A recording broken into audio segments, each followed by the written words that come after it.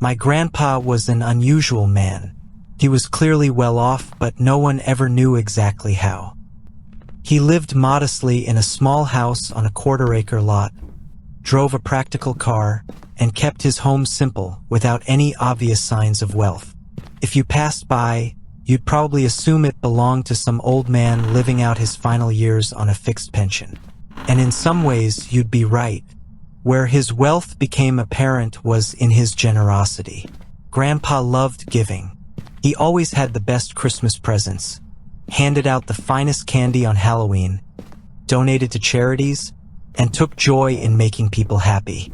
If anyone ever asked how he could afford to be so generous, he'd just wink and say he had his ways.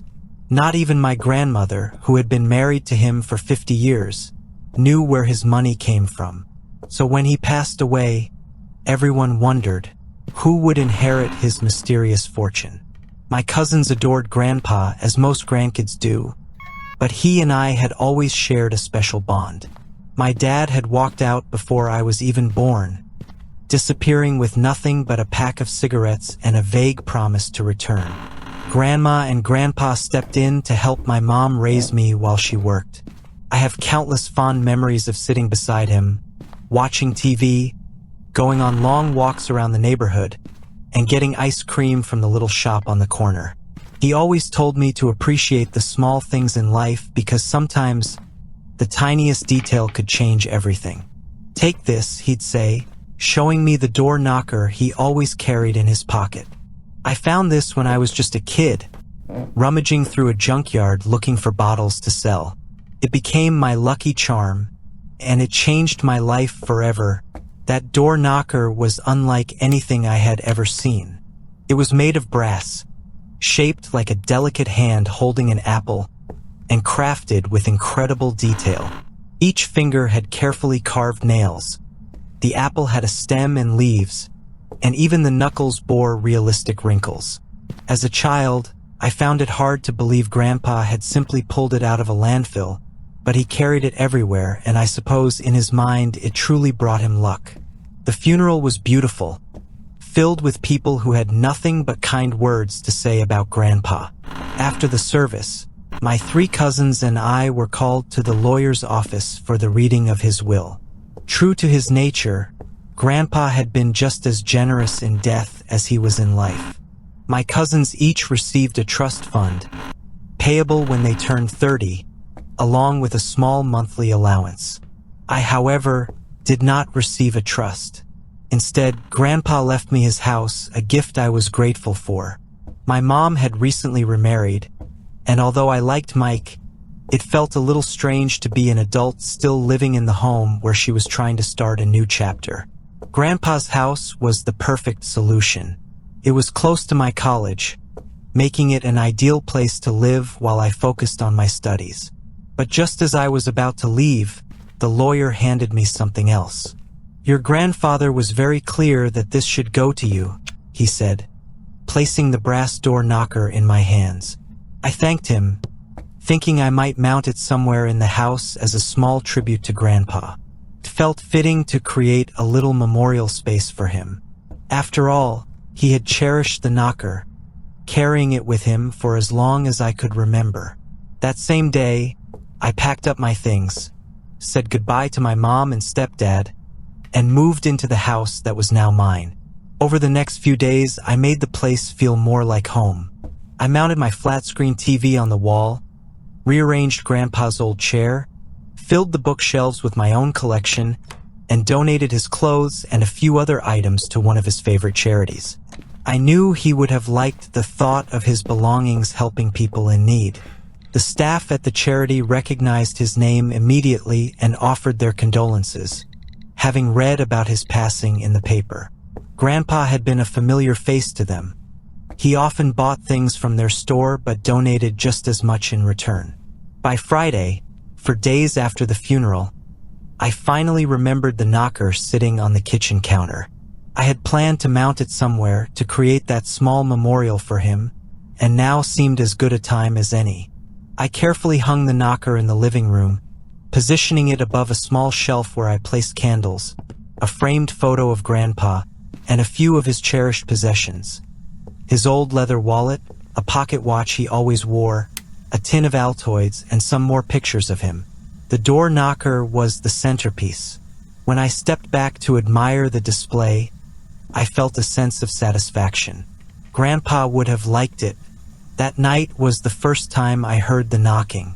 I was lying in bed, mindlessly scrolling through my phone before falling asleep when a sudden thud echoed from the living room.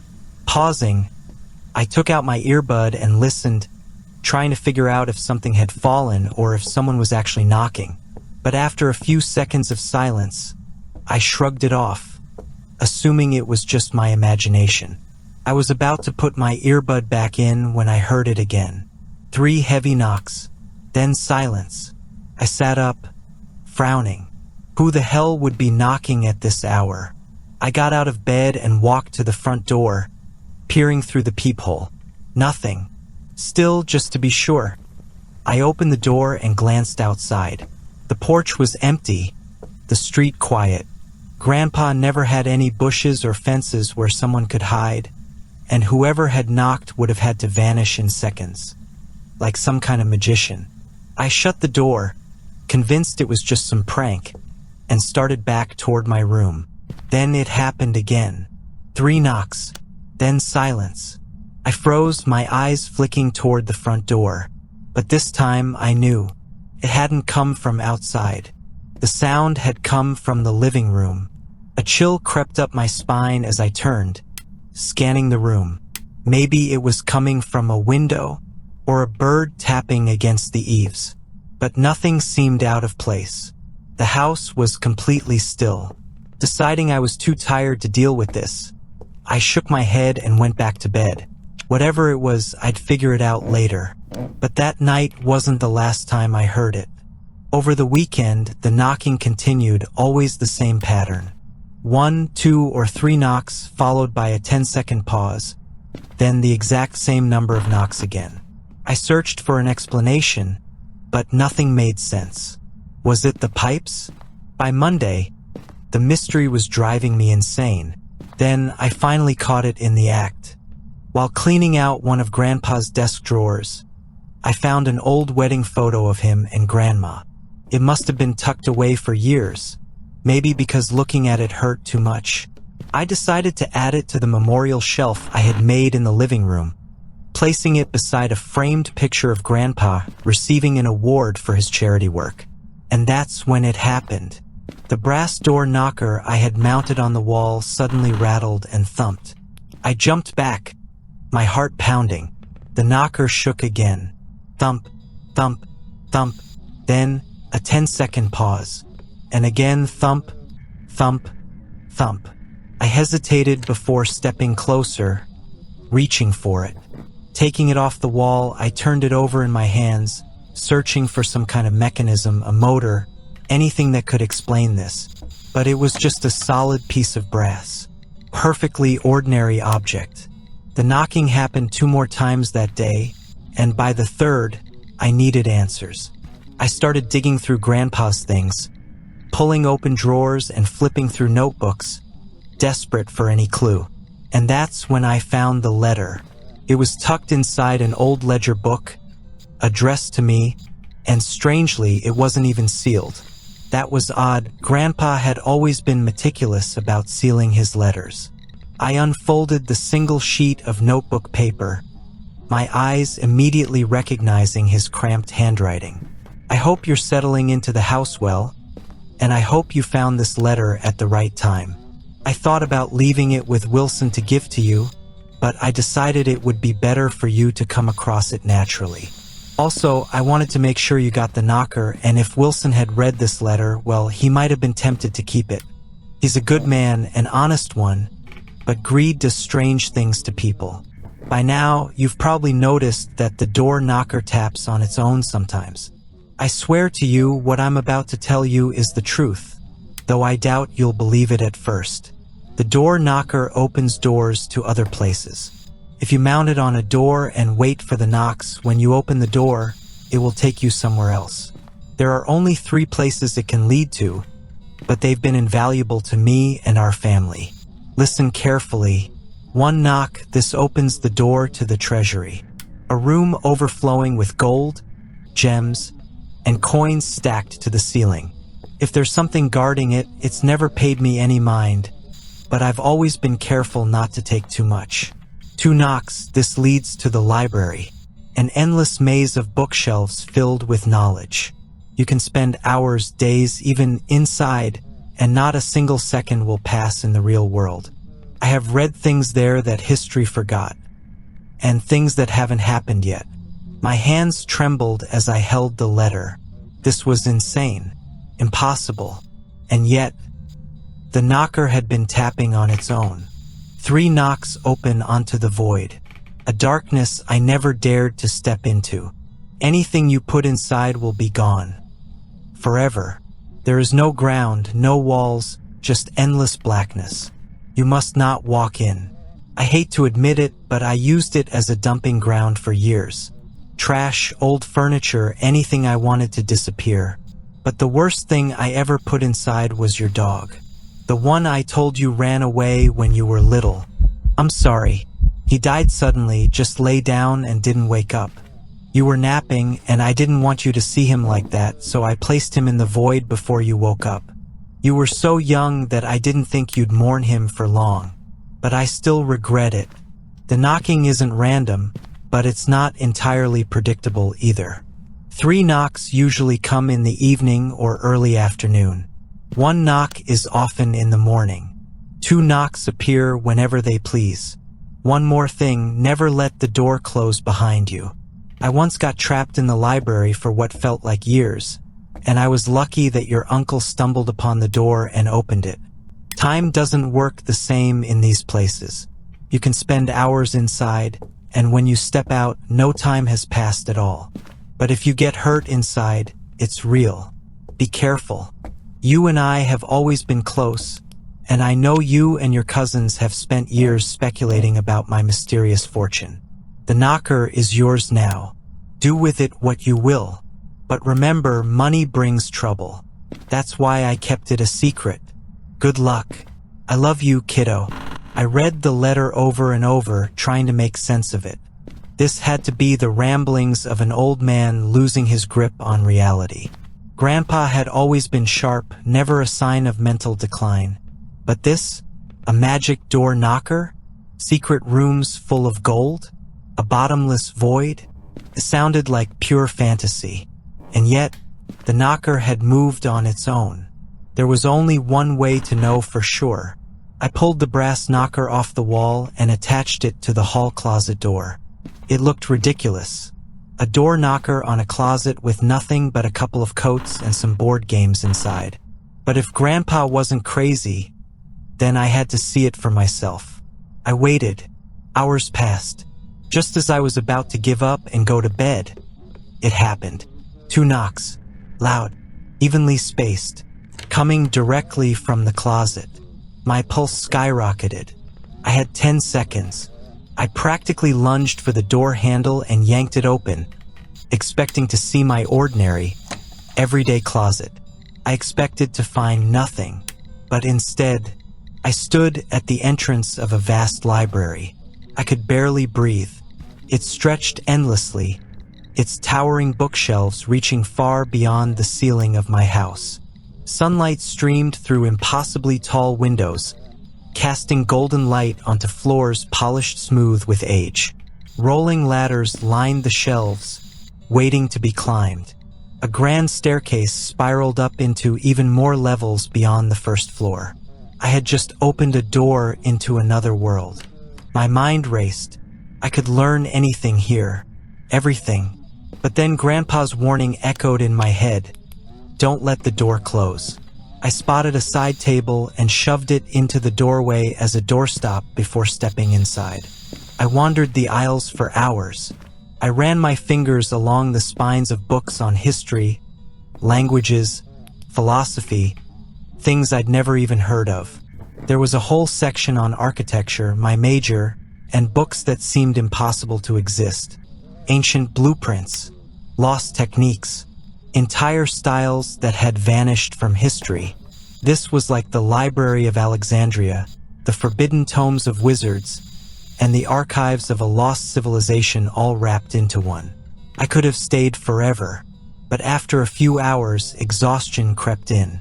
My eyes were heavy, and I yawned as I flipped through a book on Gothic cathedrals. Even here, I still got tired.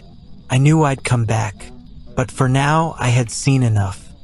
I pushed the table aside and stepped back into my living room, letting the door swing shut behind me. It was real. Grandpa had a magic door knocker. Over the next few days, I tested the other knocks. One knock opened onto the treasury, and if I thought the library was impressive, this was beyond belief. Mountains of gold bars, silver coins, gemstones, pearls, and ancient currency filled the space. Some of the money looked modern stacks of crisp $100 bills, while others looked ancient relics from lost civilizations. There were even things I didn't recognize. Small stones etched with symbols, glittering nuggets of something not quite gold. My hands shook as I reached for a bundle of cash. I pulled it through the doorway before it closed. $2,000, just like that.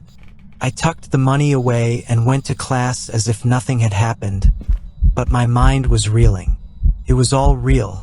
The void was different. I had been careful, setting garbage bags beside the door so I could test it when the 3 knocks finally came. And when it did, I opened the door. It was blackness. Not just darkness, but a complete absence of light.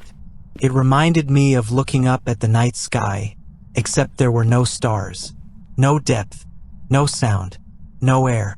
It was an emptiness that felt like it was waiting. I tossed a bag of trash inside. It disappeared without a sound. I slammed the door shut. For a while, it was like living with a cheat code. I had money whenever I needed it. No insane wealth, no lottery tickets. Just enough to stay comfortable. I never had to take out loans. I spent hours in the library, studying things no professor could teach me.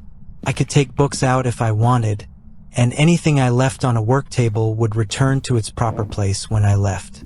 The professors at my university were amazed at my knowledge. I had access to information lost to history, and yet I was careful. I never let anyone see the books. How could I explain it? How would I justify a 20-something college student possessing a pristine book that had been written hundreds of years ago? No, some things were better left secret. I was cautious. I never used too much money. I never took risks with the books. And for a while, it was perfect. For 4 months, everything went smoothly. Then the knocking changed. At first, it was subtle that I'm sure I missed a lot of them. But sometimes, when I was watching TV, I'd hear a faint tap-tap and glance up, expecting to see the knocker moving. Then came the lights. I started noticing strange shadows flickering beneath the door. Not solid shadows, but something more, like wisps of color skittering across the floor. At first, I convinced myself it was just my eyes playing tricks on me. But soon, I found myself watching the door more than the TV. The trips to the library and treasury remained the same, unchanged, undisturbed. But it was the time between the knocks that started to unnerve me. Then, one night, something knocked back. I was in the bathroom, brushing my teeth, when I heard it. 3 deep booms. I checked the clock. Nearly 11 p.m. A little late for knocking, but I leaned out of the bathroom to look at the door anyway. I expected to see nothing, maybe just the knocker settling back into place. Instead, it knocked again, and this time it wasn't the knocker. I stepped slowly into the hallway, my toothbrush still in my mouth, staring at the door. The lights beneath it were flickering, faster, erratic, pulsing like something out of a horror attraction. For the first time, I saw movement behind the cracks. Something was shifting, pressing against the wood. The knocks turned hesitant, almost curious, like whatever was on the other side was testing the barrier. Then it slammed into the door. The entire frame shook. I stumbled back, my heart hammering, and before I could process what was happening, it hit again. Bam! The door rattled in its hinges. The knob jerked violently, and the lights flashing underneath turned wild, angry. A noise began to seep through. A whispering screech, like the sound of hundreds of birds and bats layered over each other. My skin prickled with a deep, primal fear. I had never seen anything like this before. And then, something punched through the wood. A hand. A long, purple hand covered in scales. It groped blindly, its clawed fingers scraping at the air, searching. The sound from the other side rose to an ear-piercing wail, a frequency so high I expected my ears to start bleeding. Then the fingers found the knocker. The instant it touched it, the screws gave way. The knocker fell from the door, clattering to the floor, and just like that, the chaos stopped. The lights vanished. The screaming cut off like a switch had been flipped. The door stopped shaking. The silence that followed was so abrupt, so absolute, that I actually felt dizzy. I stood there, gasping, staring at the splintered wood where the arm had broken through. Then I heard it, a wet thumping from the living room. I turned, my body ice cold. Had something gotten through? I stepped forward carefully, rounding Grandpa's old chair, and then I saw it. The arm was lying on the floor, still moving. It twitched, flailed, thick black fluid leaking from where it had been severed. The sound was grotesque, like a fish flopping against hardwood. I stood frozen, watching as it spasmed, its fingers clawing at the air. Then, finally, it went still. Now, I have a problem. The portal only opens when the knocker is mounted. But if it's not up, I can't open it. I wonder now, is this why Grandpa always kept it with him? Did he, too, have a visitor one night? Did he once stand where I'm standing now, staring at something that should not exist? For now, I've put the knocker away, buried deep in my bedside drawer. But even as I lay here, trying to ignore it, I can hear it bumping softly against the wood. A quiet, rhythmic thump. I know this won't last. The money will run out. My curiosity will get the better of me. One day I'll hang the knocker again. But not tonight. No need to invite trouble if I don't have to.